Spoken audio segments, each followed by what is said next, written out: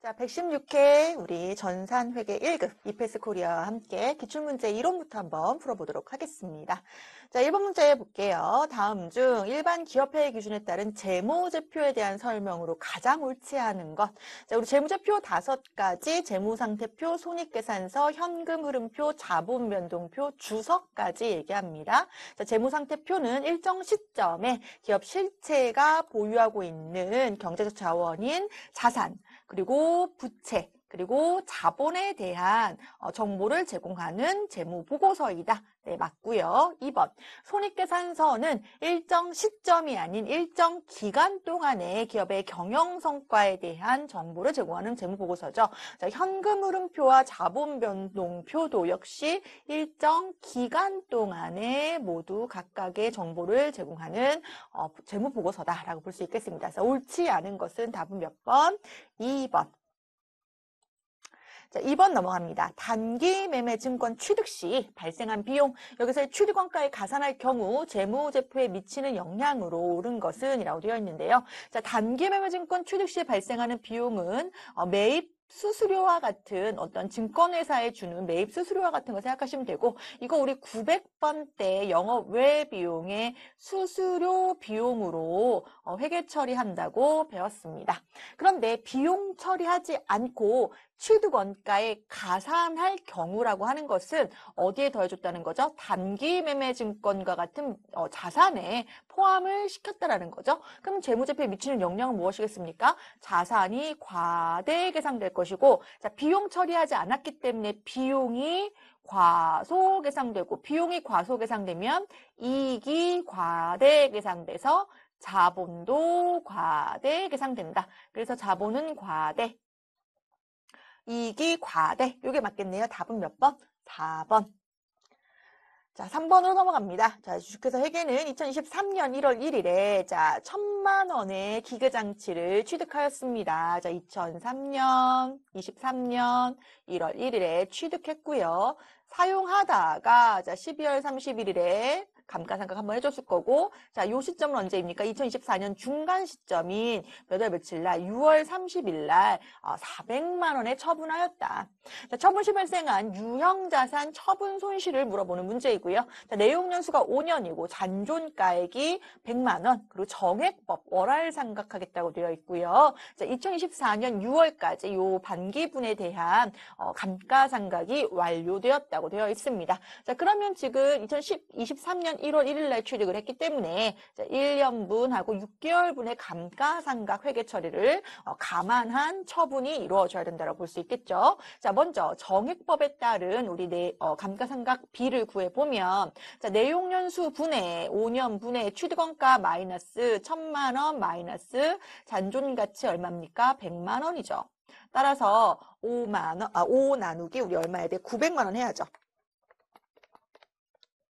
자, 900만 원 나누기 5 하면 180만 원이 정액법에 의한 매년 상각액으로 계산이 됩니다. 자, 그럼 1년 치면 180이 되는 것이고, 자, 6개월 치니까 얼마가? 90만 원의 상각비가 이루어졌을 것이고, 우리가 이것을 감가상각 누계액이라고 하는 개정 과목 처리했다라고 보는 겁니다. 따라서 이 시점에 우리가 유형자산을 매각 제거하는 분배를 한번 해보면, 먼저 유형자산이라고 하는 기계장치의 취득원가 장부가액 얼마? 1,000만 원 제거.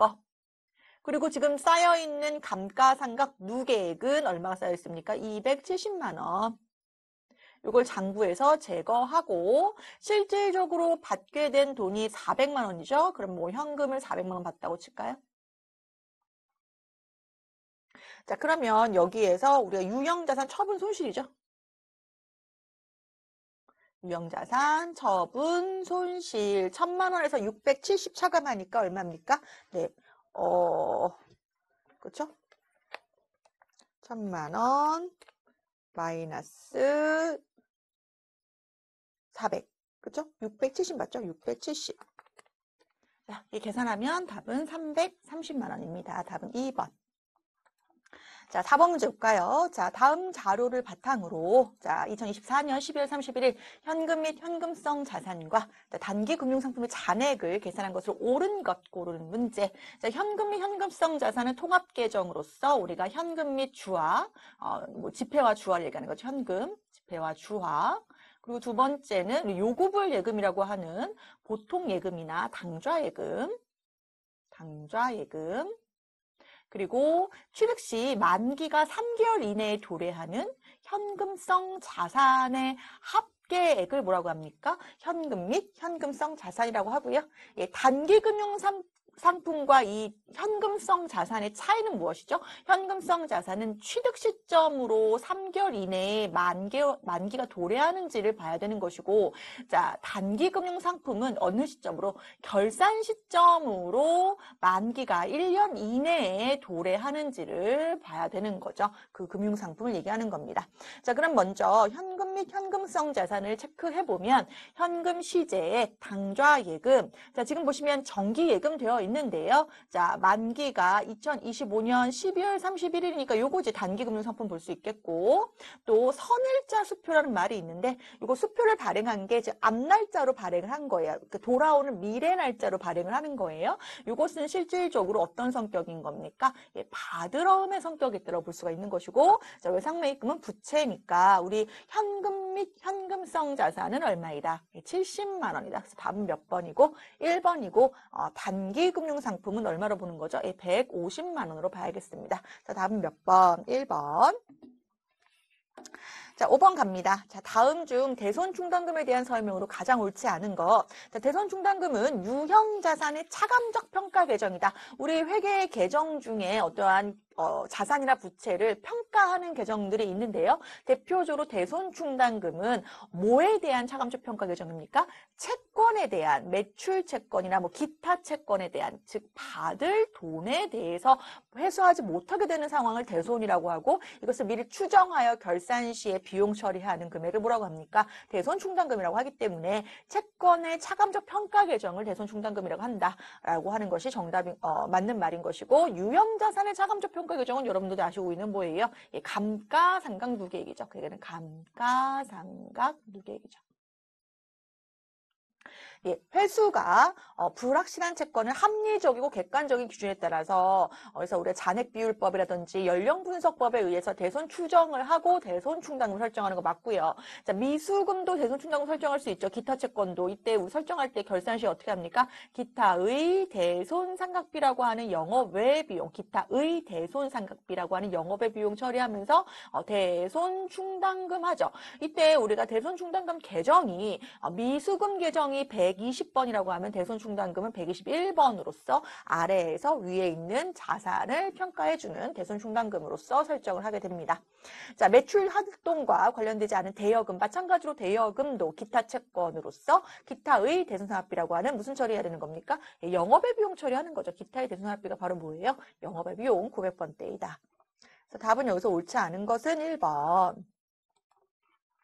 6번 자본에 영향을 미치지 않는 항목은 무엇인가? 라고 되어 있습니다. 우리 자본의 종류, 자본금, 자본잉여금, 그리고 자본 조정, 이익, 잉여금, 그리고 뭐였습니까? 기타, 포괄, 손익, 누계액이라고 있었고요. 이때 자본금, 자본잉여금, 자본조정은 주주와의 거래를 통한 우리가 무슨 거래라고 합니까? 자본거래라고 하고 그 이외에 어떤 손익거래가 있다라고 얘기했습니다. 손익거래. 자, 자본에 영향을 미치지 않는다. 자, 먼저 당기순이익은요. 열심히 어떤 기간, 일정 기간 동안의 수익과 비용을 대응해서 구하게 되는 것이고 요 단기순이익은 어디에 영향을 줍니까? 요 이익여금에 영향을 주죠. 이익여금에서 우리가 단기순이익의 증가에 따라서 손익거래로서의 이익여금이 증가할 수가 있고요. 자, 현금 배당은요, 뭐를 처분하는 겁니까? 이익여금을 처분하는 겁니다. 단기순이익은 이익여금을 증가시키는 거고요. 현금 배당은 이익여금을 처분하는 겁니다. 현금 배당. 그래서 우리가 차변에 미처분 이익여금, 우리가 회계 전표에서는 2월 이익여금 처리하면서 대변에 미지급 배당금이라고 하는 우리 부채 처리하겠죠. 이때 이익여금이 감소가 이루어지는 거죠. 자, 주식 배당도 마찬가지로 뭘 처분하는 겁니까? 이익여금을 처분하는 겁니다. 다만 주식을 배당한다는 것은 또 주식을 발행한다는 것도 의미하는 거기 때문에 주식 발행의 개념으로서 자본 조정의 미교부 주식 배당금이 증가하게 됩니다. 미교부 주식 배당금. 자, 무슨 얘기냐? 여러분, 요거만 좀 비교를 해볼까요? 자, 지금 현금 배당을 주겠다는 건 차변에 2월 이익 잉여금의 처분이 이뤄진 거고요.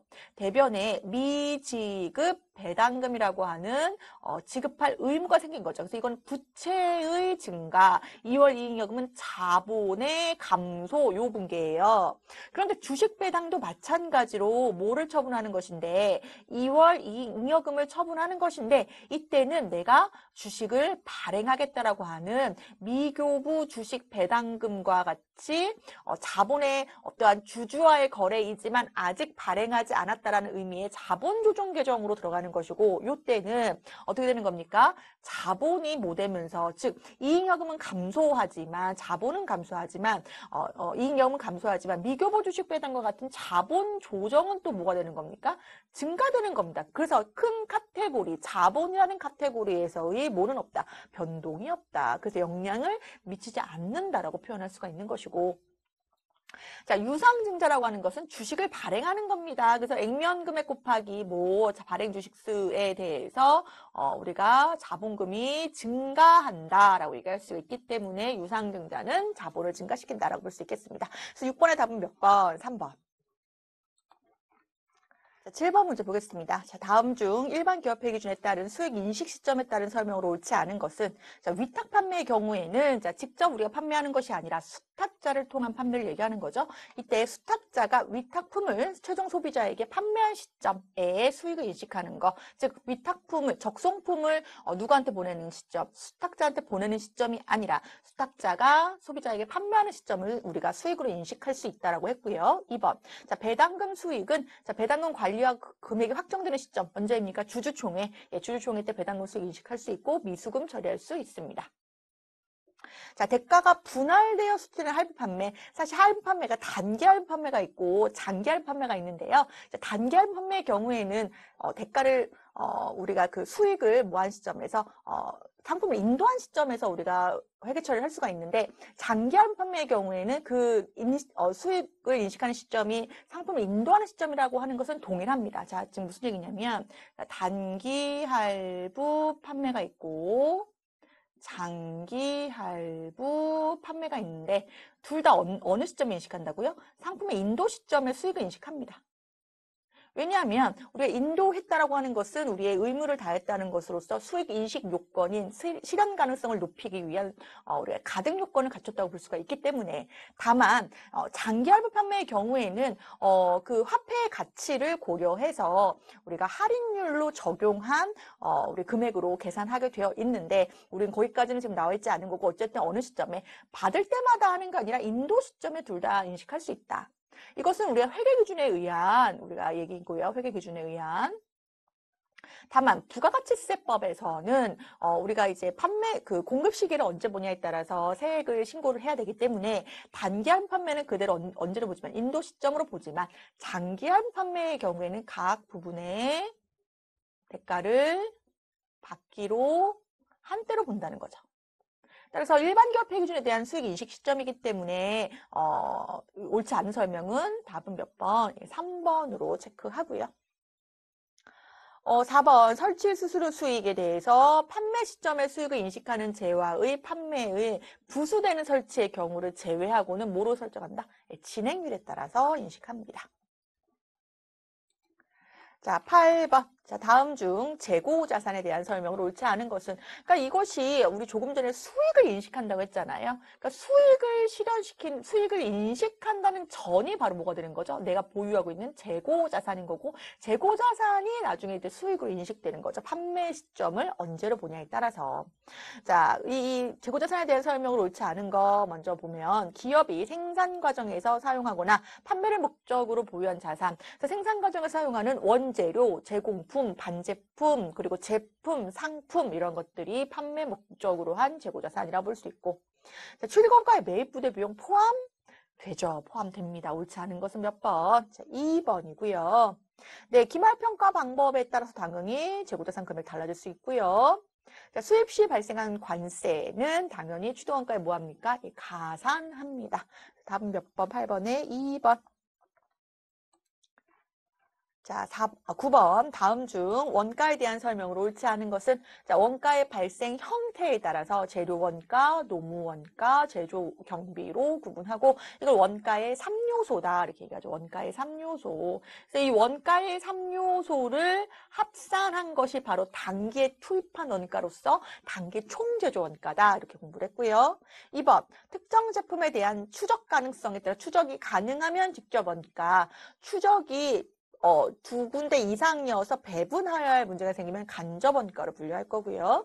자, 조업도의 증감에 따라서 어떠한 원가의 행태, 그러니까 우리가 판매량이나 매출량에 따라서, 매출 금액에 따라서 원가가 같이 증가하느냐, 아니면 총원가가 픽스되어 있냐에 따라서 변동원가, 고정원가로 분류하는 거 맞고요. 자, 기회비용은 과거의 의사결정에 의해서 이미 발생한 원가다. 이미 발생한 원가는 우리가 뭡니까? 기회비용이 아니라 매몰 원가를 얘기하는 것이고 이 매몰 원가는 이미 발생한 과거의 원가이기 때문에 지금의 의사결정에는 반영하지 않는다라고 배웠고요. 그럼 기회비용은 무엇이냐? 기회비용은 우리가 어떠한 의사결정에서 A냐 B냐를 선택을 했을 때 A에서는 10만 원의 이익이 있고 B에서는 12만 원의 이익이 있다고 했을 때 우리가 B를 선택했단 말이에요. 그럼 포기한 게 무엇입니까? A가 되는 것이고 A, 포기한 안에서 발생할 수 있는 최대 이익을 기회비용이라고 합니다. 그래서 내가 지금 12만 원 때문에 B를 선택했지만 내가 포기한 이익이 얼마입니까? 10만 원이에요. 이 기회비용은 지금의 의사결정에서 내가 고려하여야 할 원가다라고 볼 수가 있겠습니다. 그래서 옳지 않은 것은 몇 번? 4번. 자, 10번. 부문별 원가 계산에서 보조부문의 원가를 제조부문에 배분하는 과정 중에 보조부문의 배분 순서에 따라서 제조부문의 배분액이 달라지는 것은 이라고 되어 있습니다. 우리 보조부문의 원가 배분하는 방법 3가지. 직접 배분법, 단계 배분법, 상호 배분법. 직접 배분법은 보조부문끼리의 서로 용역수수를 인정하지 않는 방법. 2번 단계 배분법은 보조부문끼리의 용역수수를 일부는 고려하기 때문에 배분 순서에 따라서 처음만 고려한다고 했습니다. 그래서 배분 순서가 중요한 건 바로 뭡니까? 단계 배분법이죠. 상호 배분법은 보조부문끼리의 용역수수를 완전히 고려하는 방법으로 방정식으로 구해야 되는 것이고 그래서 따라서 우리가 직접 배분법, 단계 배분법, 상호 배분법 이렇게 순서대로 공부를 했습니다. 그래서 답은 여기서는 2번. 자, 다음 중 제조원가 명세서에서 제공하는 정보는 무엇인가? 자, 제조원가 명세서는요, 여러분 단기에 만들어진 제품의 원가를 계산하는 정보 보고서가 될 수가 있겠습니다. 따라서 우리가 제공품이 미완성품이잖아요. 얘가 뭐가 되는 거죠? 제품이 돼가는 과정을 보여주는 거예요. 자, 제공품에 뭐가 있습니까? 전년도부터 만들었던 기초 제공품이 있고 단기에 투입한 단기 총 제조 원가가 있습니다. 이 단기 총 제조 원가에 뭐가 들어갑니까? 직접 재료 원가, 직접 재료비, 직접 노무비, 제조 간접비가 들어가죠. 이 중에 완성이 되면 뭐가 됩니까? 단기 제품 제조 원가가 되는 것이고요. 완성이 안 되면 뭐가 되는 겁니까? 기말 제공품이 되는 거예요. 자, 우리가 제조업에서 필수 부속 명세서로서 단기 순이익을 계산하기 전에 손익계산서를 작성하기 전에 반드시 먼저 작성해야 되는 걸 제조 원가 명세서라고 하고요. 이 제조 원가 명세서에서는 단기 제품 제조 원가를 계산할 수가 있습니다. 그럼 여기서 제공하는 정보는 자, 지금 보시면 기부금, 이자 비용 이런 거 나와 있는데요. 얘는 어디에 반영되는 겁니까? 손익계산서에서 우리가 계산할 때 매출액에서 못 빼죠? 매출 원가 빼고 매출 총익 구하고 매출 총익에서 못 빼죠? 판매비, 관리비 빼서 우리 영업이익 구하고 영업이익에서 영업외 수익은 뭐 해주고 더해주고 영업의 비용은 뭐 해준다? 빼준다. 그래서 쭉쭉 해서 단기순이익 구하잖아요. 그럼 여러분들 기부금하고 이자 비용은 여기 카테고리에 들어가는 거죠. 영업의 비용. 그럼 손익계산서의 내용을 얘기하는 거고 매출 원가도 어디 들어갑니까? 여기 손익계산서에 들어가죠. 예. 그러면 우리가 지금 단기 총 제조원가는 여기 있죠? 예. 요거는 우리가 제조원가 명세서에서의 정보이다. 답은 여기선 3번이죠. 3번. 네. 3번. 네. 체크하고 넘어갑니다. 자, 넘어가서 이번에는 우리 완성품 환산량 우리 평균법에 의해서 계산하는 문제 나왔네요. 자주 나오는 문제인데 여러분들 우리 물량 흐름부터 파악을 하시면 자 기초 제공품이 몇 개? 10,000개. 자 평균법이니까 기초 제공품의 공정률 필요 없으니까 안 적겠습니다. 단기 착수량 몇 개? 단기 착수량 6만 개. 평균법은 기초하고 단기를 하나로 본다고 했어요. 그래서 7만 개 중에 이렇게 된 거죠. 7만 개 중에 몇 개는 완성됐고, 자, 6만 개는 완성됐고, 이렇게 되는 거죠. 6만 개가 아니죠. 3만 개네요. 네, 잠깐만요. 우리 좀 지울게요. 기말을 먼저 쓸게요. 자, 기말이 완성 안 된 게 있다는 거죠. 몇 개가? 3만 개가. 몇 프로로? 60%로. 그러면 4만 개는 완성됐다는 얘기잖아요. 그쵸? 네, 그래서 7만 개. 자, 그럼 가공비가 공정 전반에 걸쳐서 완성된다. 그래서 가공원가? 그럼 얘는 뭐기 때문에? 완성품이기 때문에 100% 다 투입된 거예요. 가공원가 얼마가? 4만 원이. 근데 지금 공정률이 몇 프로예요? 60%잖아요. 그러면 얼마에 대해서는 6, 38, 18,000개에 대해서는 지금 투입됐지만 나머지에 대해서는 투입이 안 됐다라고 볼 수가 있는 것이고, 그래서 가공원가에 대한 개수, 환산량 개수는 얼마가 됩니까? 58,000개가 되는 것이고, 자, 지금 보시면 이 58,000개에 대해서 구하면 되나요? 답은 몇 번? 4번. 자, 넘어갑니다. 자, 우리 몇 번? 13번. 다음 중 부가가치세법상 납세의무자에 대한 설명으로 틀린 거.